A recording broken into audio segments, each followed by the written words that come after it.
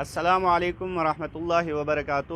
محترم ناظرین، عالم اسلام کے بنیادی مسائل میں سے ایک مسئلہ مقبوضہ بیت المقدس کا مسئلہ ہے۔ بیت المقدس پر قبضہ کب ہوا اور کیسے ہوا، اس قبضے کے تاریخی نشیب و فراز کیا تھے، ابھی اور اس وقت اس مسئلے کی کیا نوعیت ہے، ان تمام سوالات کا جوابات اگر آپ جاننا چاہتے ہیں تو ہماری اس ویڈیو کو ضرور دیکھیے۔ 1881 میں سلطنت عثمانیہ نے بیرونی یہودیوں کو فلسطین کے علاوہ اپنی باقی سرزمین میں بسنے کی اجازت دے دی، لیکن 1892 میں عثمانی حکومت نے یہودیوں کو زمین بیچنا ممنوع قرار دے دیا۔ 1896 میں عبدالحمید دوم نے فلسطین کو یہودیوں کے حوالے کیے جانے کے مشورے کو رد کیا۔ 29 اگست 1897 کو سوئٹزرلینڈ میں صہیونی لابی کا پہلا اجلاس منعقد ہوا۔ صہیونیوں کے اس اجلاس کے رد عمل میں عبدالحمید نے اپنا خصوصی وفد بیت المقدس کا کنٹرول سنبھالنے کے لیے بھیجا۔ 28 جون 1914 میں پہلی جنگ عظیم کا آغاز ہوا، جس کے نتیجے میں سلطنت عثمانیہ کا خاتمہ ہوا۔ 16 مئی 1916 کو برطانیہ اور فرانس کے درمیان میں سائکس پیکو نامی معاہدہ انجام پایا، جس کے نتیجے میں فلسطین برطانیہ کے حصے میں آئی۔ 2 نومبر 1917 میں برطانوی وزیر خارجہ جیمز بلفور نے یہودیوں کے نام ایک خط میں فلسطین کی سرزمین پر ایک یہودی ریاست کے قیام میں بھرپور مدد کا اعلان کیا، کہ جو بعد میں اعلان بلفور کے نام سے مشہور ہوا۔ ستمبر 1918 میں پوری فلسطین پر یہودی نژاد برطانوی جرنیل اور اس کی فوج نے قبضہ کر لیا۔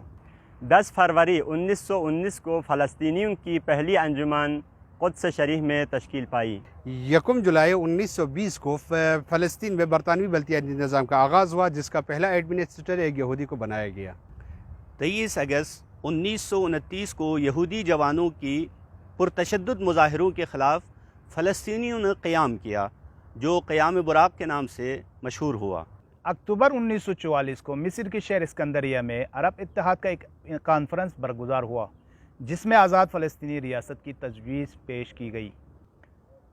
29 نومبر 1947 کو اقوام متحدہ نے فلسطین کی تقسیم کے فارمولے کو رسمی طور پر تسلیم کیا۔ 19 اپریل 1948 کو صہیونی جنگجوؤں نے فلسطینی گاؤں دیر یاسین میں 245 بچوں اور بوڑھوں اور عورتوں کا قتل عام کیا۔ 14 مئی 1948 کو صہیونیوں نے تل ابیب میں اسرائیلی غاصب ریاست کے قیام کا باقاعدہ طور پر اعلان کیا۔ اسی سال 15 مئی 1948 کو عرب افواج نے نوزائیدہ اسرائیلی ریاست پر ہر طرف سے حملہ کیا۔ 11 مئی 1949 کو اقوام متحدہ نے اسرائیلی غاصب حکومت کو تسلیم کر لیا۔ 7 جون 1967 کو 6 روزہ عرب اسرائیل جنگ میں عربوں کو شکست دے کر اسرائیل نے گولان کی پہاڑیوں پر قبضہ کر لیا۔ 24 اگست 1969 کو صہیونیوں نے مسجد الاقصی کو آگ لگائی۔ 1979 کو امام خمینی کی قیادت میں اسلامی انقلاب ایران کامیاب ہوا۔ اسی سال امام خمینی علیہ الرحمہ نے مظلوم فلسطینی عوام اور بیت المقدس کی حمایت کے عنوان سے رمضان المبارک کے آخری جمعے کو یوم القدس کے عنوان سے منانے کا اعلان کیا۔ 21 جولائی 1980 کو اسرائیلی پارلیمنٹ نے بیت المقدس کو اپنا دارالخلافہ قرار دے دیا۔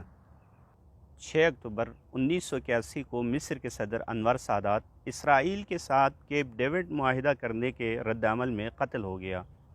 6 جون 1982 کو اسرائیل نے جنوبی لبنان پر بھی قبضہ کر لیا، اور اسی سال لبنان کی مزاحمتی تنظیم حزب اللہ وجود میں آئی۔ 9 دسمبر 1987 کو پورے فلسطین میں غاصب اسرائیلی حکومت کے خلاف انتفاضہ کے نام سے عوامی مزاحمت کا آغاز ہوا۔ 1988 میں ایران کی اسلامی حکومت نے بیت المقدس کے آزادی کے لیے القدس بریگیڈ کی بنیاد رکھی۔ 21 مئی 2000 کو جنوبی لبنان میں حزب اللہ کے ہاتھوں بدترین شکست کے بعد اسرائیل کو وہاں سے بھاگنا پڑا۔ 28 سپٹمبر 2000 کو فلسطین میں مسجد الاقصی کے نام سے دوسرے انتفاضے کا آغاز ہوا۔ 2006 میں اسرائیل حزب اللہ کو نابود کرنے کی نیت سے لبنان پر حملہ آور ہوا، لیکن 33 روزہ جنگ کے بعد اسرائیل کو تاریخ کی بدترین شکست کا سامنا کرنا پڑا۔ 2008 میں اسرائیل غزہ کی پٹی پر اسلامی مقاومت حماس کی نابودی کی نیت سے چڑھ دوڑا، لیکن 22 روزہ مزاحمت کے بعد دوبارہ شکست کی ہزیمت اٹھانی پڑی۔ 28 جنوری 2020 کو امریکی صدر ٹرمپ نے سعودی عرب اور عرب امارات کے شہپار اسرائیل کی ڈوبتی کشتی کو بچانے کے لیے سینچری ڈیل کے نام سے ایک ننگ و آر معاہدے کا اعلان کیا، جسے بعض غدار عرب ممالک نے تسلیم کرتے ہوئے اسرائیل کے ساتھ سفارتی تعلقات قائم کر لیا۔ لیکن جب کشتی کو بچانے والے خود ڈوب جائے تو کشتی کی نابودی یقینی ہے۔ پس عنقریب اسرائیل نابود اور فلسطین آزاد ہوگا۔ انشاءاللہ۔